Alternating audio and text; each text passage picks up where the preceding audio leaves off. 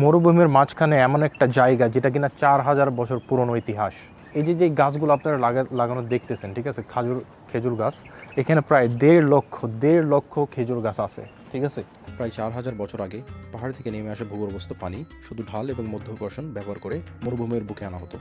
এই প্রাচীন সেচ ব্যবস্থাকে বলা হতো ফালাজ, যা আলাইন ওয়াসিসকে জীবন দান করেছে। খেজুর বাগান, বসতি আর টিকে থাকার পর মানুষের বুদ্ধি আর প্রকৃতির নিয়মে এই অসাধারণ সমন্বয়কে স্বীকৃতি দিয়ে আলাইন ওয়াসিস আজ ইউনেস্কো ওয়ার্ল্ড হেরিটেজ সাইট। এটা শুধু ইতিহাস নয়, এটা সভ্যতা এবং বেঁচে থাকার কৌশল। দেখেন এখানে এখানে একটা আপনার আর্ট, আই থিঙ্ক এটা হাতে বানানো একটা আলাইন ওয়াসিসের একটা আপনার চিত্র, ঠিক আছে। আই থিঙ্ক এটা সুতো দিয়ে গেথে এইভাবে এরকম কালার করে বানানো হয়েছে।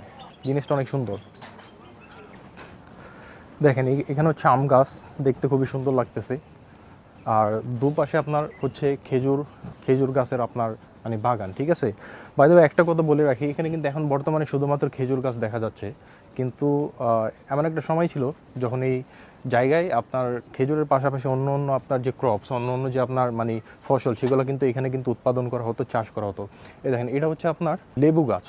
এবং এটা এমন একটা জায়গা যেখানে আপনি দুবাইয়ের যে চাকচিক্যর বাহিরেও আপনার দুবাইয়ের যে কিছু ইতিহাস আছে, সেগুলো যদি এক্সপ্লোর করতে চান, সেগুলো সম্পর্কে যদি জানতে চান, তাহলে এই জায়গাটা আপনার জন্য আবশ্যিক।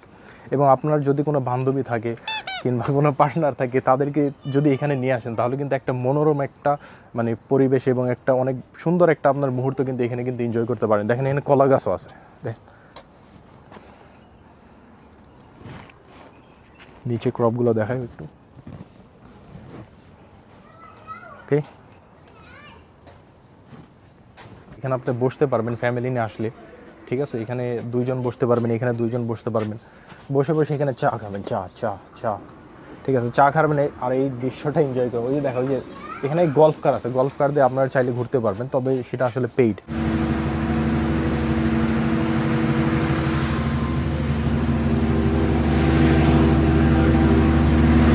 ভাই এইখানে আমার সব থেকে বড় যে আক্ষেপের বিষয়টা, সব থেকে বড় যে আফসোস, সেটা হচ্ছে এখানে ড্রোন একেবারে অ্যালাউড না। যদি ড্রোন শট যদি অ্যালাউড হতো, তাহলে উপর থেকে কিন্তু আপনার দেখানো যাইতো যে এইখানকার দৃশ্যটা আসলে কত সুন্দর এবং এই বাগানটা আসলে কত বড়।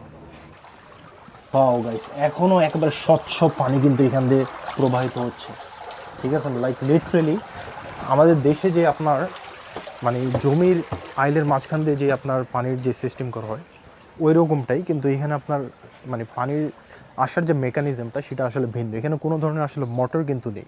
এখানে যে সাইকেলটা দেখা যাচ্ছে খুবই কিউট ওনার টুনির জন্য।